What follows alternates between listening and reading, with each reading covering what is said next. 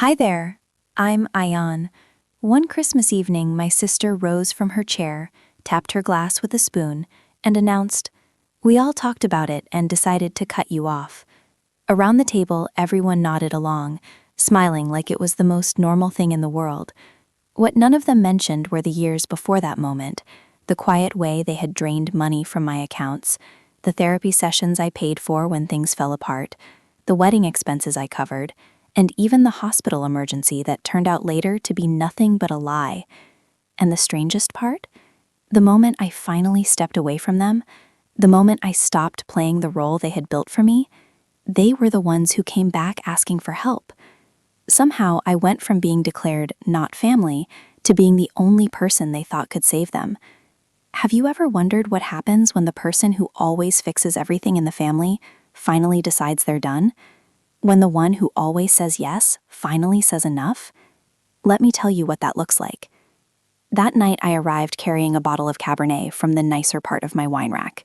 I had even wrapped it with a ribbon, which in hindsight made me feel ridiculous, like some hopeful fool who believed the holiday spirit would magically change everything. The porch light outside Rosine's house flickered once as I pressed the doorbell. A moment later, the door opened, and the scent of pine from the Christmas tree, mixed with cinnamon candles, drifted out into the cold night air. From somewhere down the hallway, my mother's voice rang out brightly. "Ayan's here," she called, the cheer in her tone exaggerated enough to sound rehearsed. Inside, the house looked like it belonged on the front of a holiday greeting card. Warm yellow lights glowed along the walls, a fire crackled softly in the living room, and ornaments glittered across the tree. Neva stood beside it, shaking one of the wrapped gifts with her name on it, trying to guess what was inside. My father remained planted in his recliner, barely lifting his eyes from the television. Rosine gave me a smile that looked more like a performance than a greeting. "You're early," she said. "Must be nice not having kids or any real responsibilities." I forced a polite smile and placed the wine bottle on the dining table. "Better early than dramatic," I replied, trying to keep my tone light. She didn't laugh. Dinner was already laid out with meticulous care. A carved ham sat in the center of the table, surrounded by roasted vegetables and bowls of glazed carrots. Every napkin was folded neatly beside polished silverware. Rosine had always been talented at staging the appearance of perfection, even when everything underneath it was crumbling. I slid into a chair near the end of the table. Conversation drifted around the room like a radio stuck between stations. Static disguised as small talk. Awkward pauses filled with half-hearted laughter. No one asked how I had been. No one mentioned the promotion I had earned a few months earlier. It felt like they were all quietly waiting for something. Then Rosine stood up. She held her wine glass delicately, wearing the bold red lipstick she only used when she planned to dominate the room. Before anyone reached for the dessert plates, she cleared her throat. "Before we cut the pie," she said, "I think it's time we were honest with each other." My stomach twisted before she even speaking. She looked around the table slowly, like a politician surveying supporters before delivering a speech. "We talked about it," she continued. "We voted, and we've decided you're no longer part of this family." For a second, I simply blinked. My brain tried to process the words. Maybe I had heard wrong. Maybe she was setting up some kind of joke. But then my mother nodded calmly while spreading butter across her roll. "It was bound to happen eventually," she said. Cale kept his eyes fixed on his plate. Talk clinked his fork lightly against his wineglass. "It's for the best," he muttered. Neva giggled softly, thinking it was part of some strange game adults were playing. "And my father?" He didn't even look at me. He shifted in his chair and murmured something under his breath. "This tension isn't healthy." For a moment, I felt like I was floating outside my own body. Their words didn't stab like knives. It felt colder than that. Like standing in the middle of a winter storm without a coat, while everyone inside the house pretended not to see you. I stayed quiet, forcing myself to breathe slowly. Then I reached into my coat pocket and pulled out the folder I had brought. It was thick with papers. Their laughter faded as soon as they saw it. When I set it on the table, it landed with a heavy thump. The dull sound of paper against wood echoed louder than any argument. "What's that?" Rosine asked, though the smug smile still lingered at the edges of her mouth. I leaned back slightly in my chair. "Well," I said calmly, "since we're being honest tonight, I figured I should come prepared." She grabbed the folder quickly, clearly expecting something trivial inside. Her fingers flipped through the pages, one by one. The confidence drained from her face as she read. Inside were copies of bank transfers, receipts, screenshots of emails and text messages, a detailed list of every time they had called begging for help, every time they had hinted at money, every emergency that had somehow ended with my account being lighter. It was a timeline of years. a record of everything I had swallowed quietly. Then she reached page 23, a hotel receipt from Charleston. 2 nights, 1 room, the reservation signed under her name, and another name written beside it. Lena. Rosine shoved the folder away from her like it had burnt her hands. "You psychopath," she hissed. "You've been spying on us." I didn't move. "I've been documenting," I replied calmly. "There's a difference." Cale pulled the folder closer to him and started reading. His lips moved slightly as he scanned the pages, but no sound came out. Finally, my mother spoke, her voice sharp with outrage. "How dare you weaponize your help against us like this?" I looked at her steadily. "You call it help," I said quietly. "But to you, I was an ATM, a therapist, a guilt sponge." I pushed my chair back and stood up. My legs trembled slightly, but I didn't let it show. "You said I'm not family anymore," I continued, letting my gaze pass slowly across every face at the table. "Then I guess you won't need your backup plan anymore." No one spoke. Rosine's wineglass tilted dangerously in her hand. Neva asked softly if we were still playing the game. I walked toward the door and picked up my coat. No tears, no pleading, no offers to try again. Just me walking away and finally letting them feel the storm they had spent years pushing onto me. Thunder rolled somewhere far away as I stepped outside into the freezing night air. The cold hit harder than I expected. The door behind me didn't slam. It simply clicked shut with a quiet final sound, almost polite, like even the house itself was too exhausted to argue anymore. I didn't turn back. I didn't need to. They could sit inside the silence they had built. The door closed behind me, but their voices carried faintly through the walls. I kept walking down the steps, across the yard, my boots crunching over frost-covered grass as if it had personally wronged me. I was halfway to the street when I heard her shout, "You think you're better than us?" Rosine's voice cut through the night, sharp and shaking. I didn't turn around, but I heard something slam inside the house, the folder hitting a wall, pages scattering across the floor like sparks flying through dry grass. "You're a damn parasite, Anne," she screamed. Then silence, and then Cale's voice. "Who the hell is Lena?" That made me stop. I turned slightly toward the house, just enough to see through the dining room window. Cale stood there, holding the folder, staring down at the pages again. But now he wasn't just skimming them, he was studying them, searching, digging. "Don't start this here," Rosine snapped, though the sharp confidence had vanished from her voice. "I asked who Lena is," Cale repeated quietly. He didn't raise his voice. He never needed to. When Cale spoke, that low, steady tone always carried the weight of a warning. My mother jumped to her feet. "This isn't the time or the place." "The hell it isn't," Cale shot back. "You all wanted honesty. You all clapped. Now we're being honest." I leaned against the mailbox and listened as my sister's perfect night unraveled. "She's a friend," Rosine muttered. Cale read another line aloud. 3 nights, Ocean View Suite, Charleston, signed under your joint account, Rosine Adams and Lena Quinn. "A friend, huh? She was helping me with a project." "Stop. Just stop." His voice broke just enough for me to hear the betrayal sink in.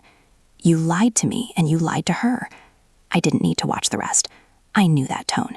It was the sound of a marriage unraveling in real time. No fireworks, just the quiet crack of trust splitting open.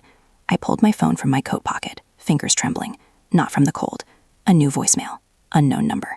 I pressed play. "Ms. Adams, this is Ewan from Marlowe and Fisher. Your father asked me to reach out regarding the family trust. He said you recently revoked certain authorizations. He'd like to discuss fallback options." I hung up. Another call came through immediately. Same number. "Ms. Adams," Ewan said again when I answered. "Sorry to catch you like this. Your father insisted I contact you. He's under the impression that you're still listed on several fallback clauses as power of attorney." "Not anymore," I replied flatly. I signed off. It was finalized. Well, Ewan continued. He claims that unless you manually update Clause 14B through a separate filing, some assets still default through you. He's asking for a meeting. I laughed. A short, sharp exhale that wasn't amused in the slightest. "Tell him I don't hold that power anymore, and even if I did, I wouldn't lift a finger." "Understood," he said. "Would you like us to notify him in writing?" "No," I said. "Let him stew." I ended the call and stared at the quiet street. A few houses down, someone had one of those plastic reindeer sets lit up. The red nose blinked on and off like it was mocking me. Behind me, the house had gone still again. Not peaceful, just stunned. I took one last look and then walked. Not because I needed air, because staying would have meant seeing their faces after the truth scorched through their lies, and I'd already spent a lifetime swallowing ash. My hands weren't shaking anymore. My breath came even, and I knew, as sure as I knew my name, that they didn't break me tonight. They just proved me right. I didn't have a destination, just distance. Distance from that house, from them, from the wreckage of what used to pass for family.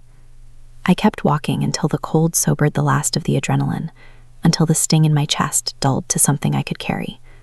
Then I got in the car, started driving. Not toward anything, just away. I didn't go home. Instead, I drove without thinking, past neighborhoods still glowing with lights, through old streets where the pavement cracked in the same places it always had. My tires eventually found their way to the gravel shoulder by the lake. Dad's favorite spot, back when I was too young to understand what peace actually meant. The water looked like glass under the moonlight. Not a ripple, not a breeze, just stillness. I cut the engine and let the silence settle around me like a second skin. I used to come here when I needed clarity, before job deadlines and overdraft notices, before they learned I could be counted on for everything and punished for the same reason. I leaned back in the driver's seat and stared at the black expanse ahead. The cold crept in through the cracked window, but I didn't roll it up. My mind didn't drift far before it landed right back on them. Not tonight, not Christmas, but every single time they asked, and I said yes. There was the time Dad called at 6:12 a.m. Just a little help, honey. The dental work wasn't covered after all. He said it like I'd offered first. Then came Mom's bill for a card I didn't open for items I'd never seen. Just this once, she'd whispered, like it was a secret between friends. Rosine's emergency therapy turned out to be energy healing with a life coach in California. I wired the money without asking, thinking maybe it was real. Maybe she really was in trouble. Then came the tuition fees for Neva. We wouldn't ask, Senna said over the phone, but the scholarship didn't come through, and you know how tight things are. No one offered to pay anything back. No one ever asked if I could afford it. The gratitude when it came was hollow, wrapped in guilt and expectation. Only you can help. You're the smart one. You have a good job. We don't. It always ended the same way, with my bank account lighter, my breath shorter, and my silence mistaken for consent. Once, at a birthday party for Neva, I brought a book as a gift, something I'd loved as a child. Rosine looked at it, then at me, and muttered, "I guess we all give what we can." They used to tell me I was the backbone of the family. I didn't realize they meant the one carrying all the weight, until I couldn't stand upright anymore. I blinked, snapping back to the present, still gripping the steering wheel with both hands. My phone lit up again. This time it was a memory, 3 years ago. A photo of Dad in a hospital bed, looking pitiful and pale. The caption from Mom read, "We're at the ER. Don't know how long he has. Please come." I remembered flying home that day, canceling meetings, moving a project deadline, rushing straight from the airport to the hospital in heels. I'd expected machines, beeping monitors, maybe an IV.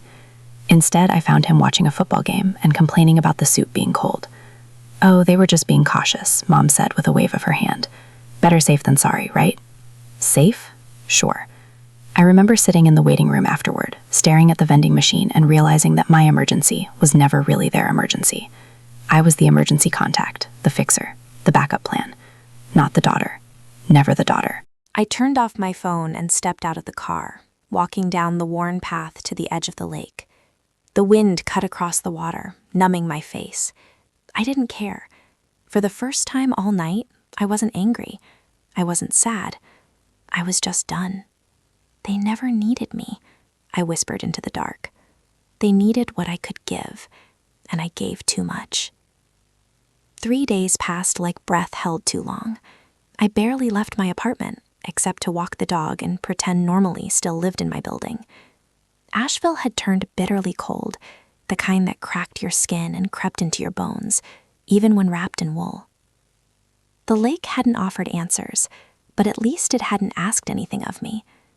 Then Senna texted, "Let's meet, just us, no pressure." I stared at the message longer than I should have. My first instinct was to delete it. My second was to ask, "What do you want now?" But curiosity, fool that it is, won. I chose a public place, a tiny cafe tucked on the quieter end of downtown. No risk of a scene, no audience from family, just two sisters playing pretend in a setting too cozy for confrontation. She was already there when I arrived, bundled in a cream coat, hands around a latte that had lost its steam. She looked up, eyes soft, too soft. "I'm glad you came," she said, her voice smaller than I remembered. I sat across from her without taking off my scarf. "Let's not waste time." Senna smiled tightly. "Okay, look, about Christmas, that wasn't what it looked like." I raised an eyebrow. "Oh, did someone hack your voice and make you say I wasn't family?" She flinched just slightly. It was heat of the moment. People were emotional. Rosine was pushing hard, and you went along with it. I finished. Senna didn't deny it. Instead, she reached into her bag and pulled out a manila envelope. My stomach turned. "What is that?" I asked, not bothering to hide the edge in my voice. She slid it across the table. "It's paperwork, legal stuff, power of attorney documents. Dad wants to reinstate you. We figured maybe if we handled this first, we could talk easier." I didn't touch it. "So this is what you meant by no pressure?" I said, voice flat. "And we're all tired," she whispered. "You've always been the capable one. You understand how these things work. We're scared." I leaned forward, lowering my voice. "You don't get to cut me out and then put me back in when it's convenient." Senna looked away. "It's not like that." I pushed the envelope back toward her. "It's exactly like that. You all clapped when Rosine made her little speech. You toasted to my absence. And now what? You're here because Dad's scared of losing control of the trust fund?" She didn't answer. "I'm not your legal shield anymore," I said, standing. "And I'm definitely not your emotional one." I left her sitting there, staring at the untouched folder, latte, now completely cold. That night, I couldn't sleep. My phone buzzed once. It was a message from Kale. "I owe you an apology. I saw what Rosine was doing for years, and I said nothing." I told myself staying quiet was neutral. It wasn't. It made it worse. Another message followed. "You weren't crazy. You were just alone." I stared at the screen, stunned. Kale had always been silent, detached Switzerland in every family feud. But now this. My fingers hovered over the keyboard. "Thank you." I typed it, then deleted it. I locked my phone and lay there, eyes tracing the cracks in the ceiling, mind loops. The silence in the room felt louder after Kale's messages. And just as I was starting to make sense of that shift, the screen lit up again. The sun wasn't even up when my phone lit up again. Rosine. No greeting, no punctuation. Just, "You've gone too far. If something happens to Mom or Dad, it's on you." I stared at the screen for a full minute, waiting for something else. Context, clarification, even a fake apology. Nothing came. Just that one line. Threat dressed as concern. A sentence so sharp it could slit guilt wide open if I let it. I didn't reply. Instead, I padded into the kitchen, flipped on the light, and poured myself a cup of coffee that tasted like metal. My hand trembled, not from fear, but from the pressure building just under my skin. By the time I placed the mug on the table, a hairline crack had already formed in the ceramic. They didn't want reconciliation. They wanted a reset button. They wanted the version of me that shut up and paid up, that smiled through insults, that kept peace by erasing myself. But I was no longer that version. By 9 a.m., I typed out a message to the family group chat 5 different ways, deleted every draft. None of them felt like enough until I hit record. My voice didn't shake this time. "I am not your villain," I said. "I am your consequence." I let that sit for a second before continuing. For years, I stayed silent because I thought keeping the family together mattered more than telling the truth. I absorbed the jabs, the manipulation, the financial sinkhole you all made out of me. I justified it in my head, told myself you were struggling. But I see it now. You weren't struggling. You were feeding off me. I paused. "I won't play the scapegoat anymore. And if you try to smear me, threaten me, or twist this back on me, I will go public with everything. Every receipt, every recording, every document in that folder, and more. I'm not bluffing." I ended the message and pressed send. No dramatics, just clarity. The silence that followed was almost loud. 2 hours later, my phone pinged again. It was Branwen. I didn't know it was that bad. At first, I assumed she meant someone else. Then came another message. I'm sorry for clapping. I thought it was, I don't know, a show, like it wasn't real. Then another. Rosen said if I didn't support the vote, I was choosing sides, and Mom told me you'd already decided to leave. I felt cornered. I reread those lines 3 times. It wasn't a full apology, but it was the closest thing I'd gotten in years that didn't come laced with an ask. If you want me to speak out, I will. I didn't reply. Not yet. I wasn't ready to trust her again. But something in me softened, just a notch. That night, I sat at my kitchen table, alone, with nothing but my breath and the ticking of the thermostat.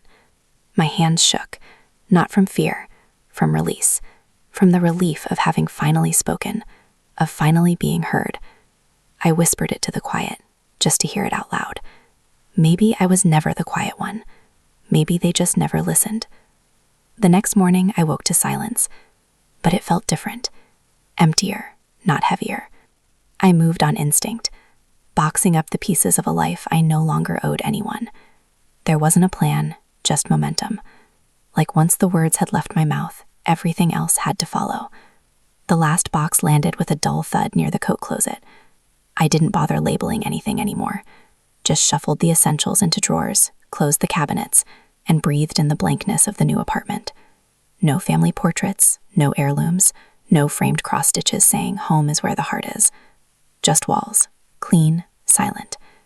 I'd signed the lease 3 days after the blow-up and finalized every severance I could think of. New emergency contacts, no shared financial ties, legal notices filed and documented. I changed passwords, moved accounts, even scrubbed Dad's name off the trust backups they thought I wouldn't catch. I'd missed nothing this time. On the kitchen counter, folded neatly, was an old red sweater, one Mom had given me during a particularly awkward Christmas years ago. It had gold-threaded snowflakes and a little stitch tag inside that read, "Love you always." That same year, she'd called me selfish for not co-signing a loan for Tiver. I donated it to a shelter on my way to the grocery store. My phone buzzed. I opened the family thread one last time and typed, "My number stays the same, but you'll never reach who I used to be." Then I blocked them all, every last one. I didn't expect silence to feel like safety, but it did. For 3 days, nothing came. Then the messages started again, but this time from new numbers. The first was a photo. Their living room, the usual tree, same placement, but there was a gaping hole where presents used to be stacked. "It doesn't feel the same without you, Neva. Cried all night," Senna wrote. 10 minutes later, another one. "We're behind on the mortgage. You don't care anymore, do you?" Rosen. Then Tiver, of all people. "We all said things we regret. But you went nuclear. Why would you do this to your own family?" None of them said sorry. None of them asked how I was doing. They just pointed fingers draped in concern, as if their discomfort was my crime. I stood at my new kitchen window, the city lights dimming behind mountain fog, and let the texts pile up like junk mail I'd never open. Then I poured a glass of wine. No holiday glassware this time, just a clean tumbler, and stepped out onto the balcony. The cold didn't bother me tonight. No music played. No messages popped in. And for once, no voice inside me asked if I'd gone too far. They didn't want me healed. They wanted me manageable. And I finally understood the difference. A few nights later, the cold started to feel familiar, almost welcome. I sat on the balcony longer than usual, watching the lights from the neighboring building flicker on and off. Somewhere, a dog barked twice, and then nothing. I liked that kind of quiet, the kind where no one needed anything from me. Then my phone buzzed. It was a message from Laya Harmon. We hadn't spoken in over 10 years, college friends turned Facebook background noise. "Hey, sorry to ask, but are you okay? I heard you were going through something. Rosen messaged me, said you might be in a dark place, wanted to make sure you're safe." I didn't respond right away. I stared at the screen until it dimmed and locked. So this was her new game. I opened Messenger. Another one, and another. People I hadn't talked to in ages, some from high school, others from a job I'd left long ago, all with eerily similar messages. She said, "You've been isolating, that you might be overwhelmed. If you ever want to talk, I'm here. It's okay to not be okay." Each one came with a sickly sweet tone, wrapped in concern but dipped in judgment. This wasn't worry. This was a campaign. A few hours later, the smoke turned to fire. A vague post went up on Facebook, written by a woman named Andrea. someone I'd worked with years ago on a nonprofit project, now a casual acquaintance at best. We need to talk more about mental health, especially when people lash out, cut off their families, and claim victimhood while causing chaos. It didn't name me. It didn't have to. 3 comments down, a mutual friend tagged my name. Then someone else dropped a screenshot, an out-of-context text I'd sent Senna months ago. I'm not sure I can keep doing this with them. It's exhausting. That one word, exhausting, was all they needed to spin a new story. That I was unstable, emotionally fragile, dangerous. The whispers came next, in direct messages, in subposts, in the language of polite cruelty. She used to be so sweet. Now she's cold.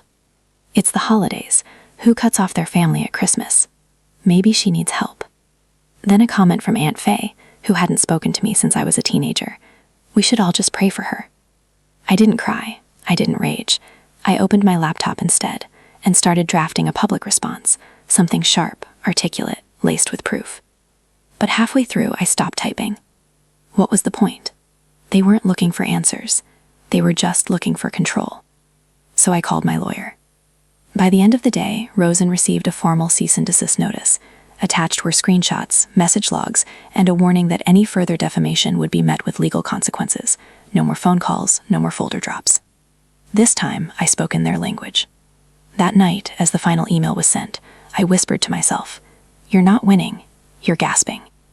And the silence that followed, it told me she heard. The silence didn't last long. 2 days after I sent the cease and desist, there was a knock at my door. 3 sharp raps, followed by nothing. I wasn't expecting anyone. I checked the peephole, heart tightening. It was Branwen. She stood there with a duffel bag slung over her shoulder and a tote that looked like it had been hastily packed. Her face was blotchy, eyes swollen, mascara smudged. No smile, just exhaustion. "I'm sorry for showing up like this," she said as I opened the door. I stepped aside without asking. She walked in slowly, like her limbs were heavy. I didn't speak, not yet. I just waited. She stood in the middle of my living room for a moment, then finally whispered, "I can't stay with them anymore. It's poisoned. All of it." I nodded once, then locked the door behind her. We sat down side by side on the couch, like old friends who forgot how to start over. It was a long time before she spoke again. "I should have said something sooner," Branwen murmured. "But after I messaged you, Rosen found out." I looked at her, my chest tightening. "She cornered me in the kitchen," she continued, her voice shaking. "Said if I ever contacted you again, she'd cut me off completely. Told me I was choosing a traitor. Then Mom chimed in, said loyalty meant silence." Branwen paused, eyes glassy. I don't think I ever realized how deep it went. The control, the fear. "Yeah," I said softly. "It's easy not to see it until you're the target." She looked at me then, really looked. Cale left.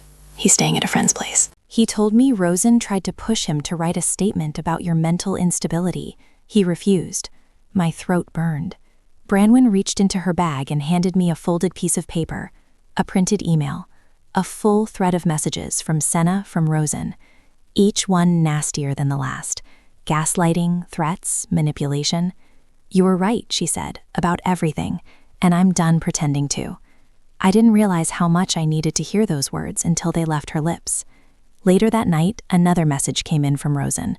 "You turned her against us just like you poisoned everything." I didn't hesitate. "You did that all by yourself." Then I blocked her. Phone, email, every platform. I opened a document I'd been sitting on for weeks, a formal affidavit in support of Cale's divorce filing. I signed it, scanned it, sent it to his lawyer. Done. Branwen and I sat on the balcony that evening, the sky bruised with January cold. I brought her a blanket. She didn't thank me with words, just tucked it around herself and leaned back in the chair beside mine. We didn't talk. We didn't need to. Because for the first time, the silence between us didn't feel like avoidance. It felt like peace. "You're safe here," I said after a while. "For real this time," she nodded, exhaling slow. And I realized quietly that maybe I was safe too. 2 weeks later, I found the letter in my mailbox, tucked between a utilities bill and a coupon booklet. No return address, just my name, handwritten in a familiar tilted script that stopped me cold. I stood there on the steps outside my building, fingers tightening around the envelope. My first instinct was to toss it. Trash can was only 6 steps away. But something in me said, read it. Not for them, for me. I walked upstairs, placed it on the counter, stared at it for an hour while the tea water cooled. Then I sat, opened the flap carefully, and unfolded the first page. We miss you every day. No apology, no admission. Just that line, scripted in my mother's loopy cursive. Page 2. Your father hasn't been well. His breathing's gotten worse. And Neva, she keeps asking when you're coming back. She drew you a picture. A pang. Not a sharp one, just the kind that brushes against old bruises. Then the third page. We might lose the house. The mortgage is too far behind. We just need a little help. After that, we'll never ask again. Please, Avon. That line, we'll never ask again, was underlined twice. I read all 3 pages once more. Then I folded them up, stood, and carried the letter outside. On the balcony, I pulled out the ceramic bowl I used to keep succulents in, set the letter inside, lit a match. The paper curled fast, black edges folding in on themselves, ink bleeding into orange flame. I didn't cry, I didn't scream. I didn't even feel sad. I watched the smoke rise, soft and thin, vanishing into the sky, and whispered, I'm not angry anymore. I'm just done. There was something final in that moment, not like slamming a door, more like taking the key off your ring and tossing it into a river. Later that night, I found an old emergency contact form I'd left half filled in a drawer. I pulled it out, crossed off every old name, wrote in my own. Me. Finally me. A few days after that, Branwen asked me if I could walk Neva to school. She had a shift and didn't want to leave her daughter with a sitter. I agreed without thinking. It wasn't an obligation. It was a choice. Neva held my hand the whole walk, skipping every third step. When we got to the gate, she looked up at me with that soft, curious stare only kids can manage. Will I see you at my birthday? She asked. I smiled, crouching down so we were eye level. Only if I'm invited. She nodded, then ran toward her class.